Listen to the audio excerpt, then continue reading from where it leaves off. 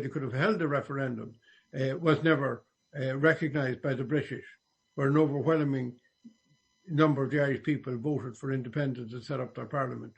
So my view is it's kind of dangerous when other countries or Europe starts invalidating a referendum in another country.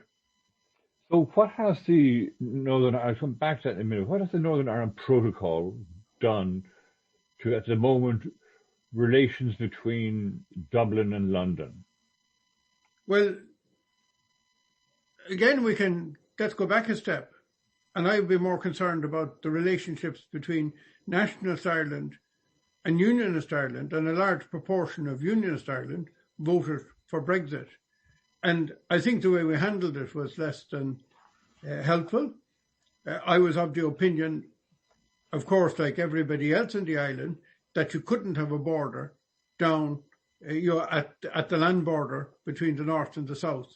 But I was equally of the opinion that you had to make the border or the checks that would happen when goods were coming in from Great Britain into Northern Ireland, that you'd have to make those as soft as possible.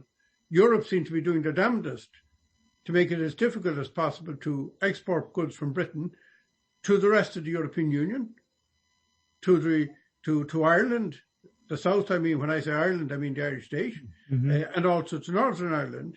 And I think they could do an awful lot to make the transit of goods a lot easier, and therefore to protect those things that are in the protocol in terms of the single market in a practical, pragmatic way, and on the other hand, not slap the unionists in the face that there's a border in the middle, as they see it, of their country. Do you think, as many commentators do, that because of the border down the Irish Sea, that it makes the prospects for unity more likely? Or is there a possibility that, if Northern Ireland kind of said to itself, you know what, we can have the best of two worlds here.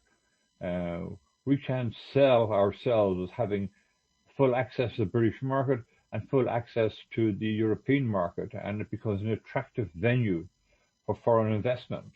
Well, it depends on what to make of it and how you would work your way towards United Ireland and what kind of creation you create.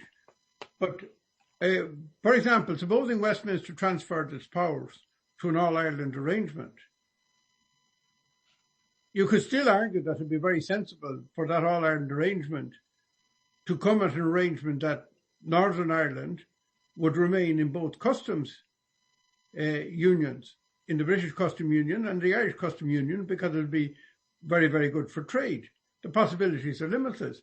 The other thing is, you could argue that staying in the sterling area there gives you the only place in the EU that has sterling as a currency. And maybe there's business possibilities there because you're in the single market in terms of the of trading, but you're in the sterling area. London can't boast that. So, the question of those things are just purely pragmatic questions. And I always reflect on the matter that we achieved full sovereignty in the 30s. Well, we still kept the common travel area because it was a convenience. It was a sensible convenience, and it suited both sides. And why not keep it? So I'm very pragmatic about those things.